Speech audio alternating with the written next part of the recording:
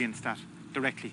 Now, having said that, perhaps someday we will actually come against a figure within the establishment or who's prominent in some other sense, who is either organising or involved in drug trafficking or money laundering or whatever.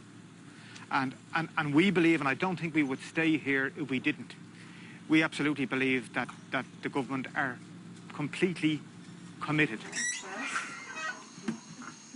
So tell me what happened last week. I don't know. Pierre, tell me about this man. I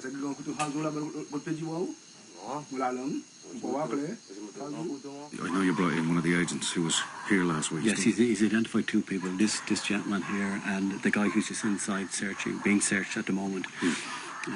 This guy was present. The guy who's inside was present. He had a machete.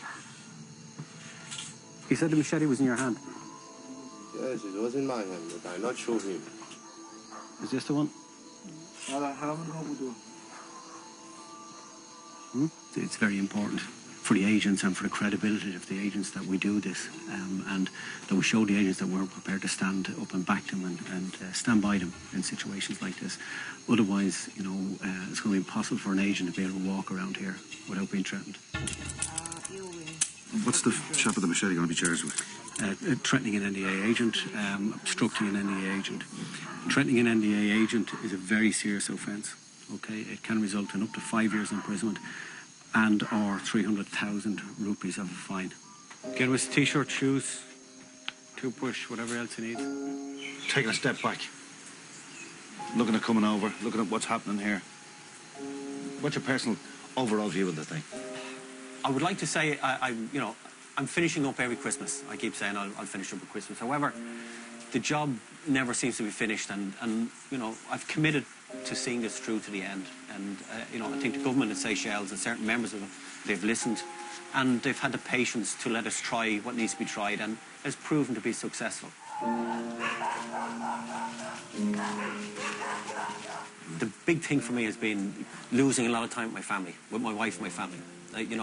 And you can't get that back, and no money replaces that time you spent away from kids growing up and for birthdays and all that, and I miss lots of that. And I suppose with hindsight, if I had to make this decision tomorrow, knowing what I know now, would I do it? Probably not. The professional experience has been very worthwhile, but I'm not sure I'd pay the personal price that I think we've all paid here. I think any of the guys here, but particularly Niall and myself, who've been out here so long. I'd say the same thing. I wouldn't pay the personal price again, I feel. Yeah, it's just a sense of responsibility and duty that keeps you here. It's not for the beaches. Well, we'll finish what we've started.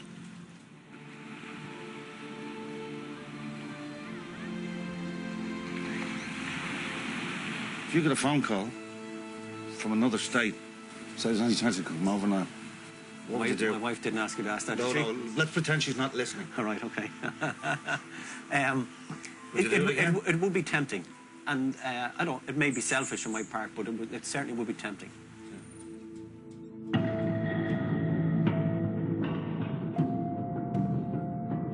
Next Monday night, RTE sports broadcaster Colin Murray seeks to understand the illness that has gripped him with motor neuron disease, the inside track, at 9:35.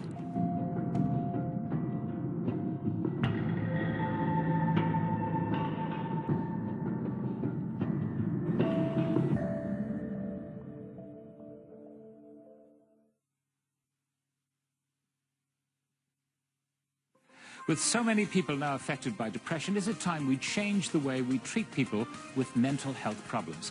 Broadcaster George Hook and others will share their personal stories, and the Minister responsible for mental health will be with us in studio. The Frontline, right after the break. This week at Dunnes Stores, we've amazing half-price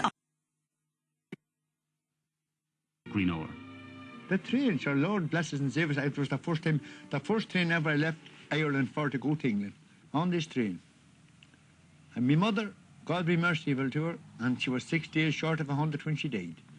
And she put me on that train to go to Blackpool. And I worked for £1 a week in it, from 4 o'clock in the morning till maybe 4 the next morning. Well, we got a bit of sleep here and there, do you know? Well, do you remember what the train was like there, what the service and the rail service was like? It was the last words. It was 4 shillings from here to Holyhead. 4 shillings? 4 shillings. That's as true as I'm here now. And I seen me mother going out there and she says, God bless you, Vic, she says, look foolish but be wise, she says.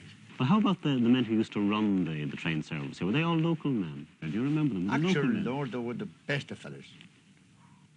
They were the last word in hospitality, And even that just, how long a minute now, you're late, you know. Well, many's the time they used to go up there and have a little gargle. Of course, like, that's an understood thing, you know. That's understood. But they didn't keep long. And the customs used to come here, you see, and while the customs was going through the train, they were going through you like a dose of salts. And it was as good a run railway as you'd get in England.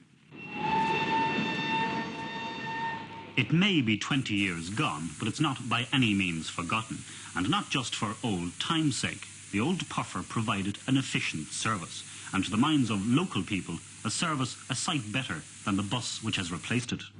Local councillor Mr Tom Elmore has got Louth County Council to ask the Minister for Transport and Power to put legislation through the Dáil which will break CIE's monopoly on bus services and throw it open to private enterprise. The service was excellent. There was no doubt about this. You had a regular service and you knew exactly the time the trains were running at, and it was used quite a lot. I feel it's a pity that it was ever removed, because I think with Greenore having come on now with its deep sea port, the only one of its kind in the country, that if we had the railway there now, it'd be a tremendous help to serving Greenore with the containers. As well as that, it would be a tremendous tourist attraction to have a railway serving between Dundalk, Newry and the Cooley area. You feel if they reopened the service, it would make money? Well, I think the line should have been left, and it now could be a great attraction to tourism from all over the world. I think it would have tremendous potential if it were there, but the fact that it's gone and that in place there are houses have been built on the railway line, well, it doesn't appear as if it will ever be returned anyway. Of course, you've suggested now that the market will be thrown open to private enterprise. Is that really all that practical? Well, I don't see why it isn't. Private hire or private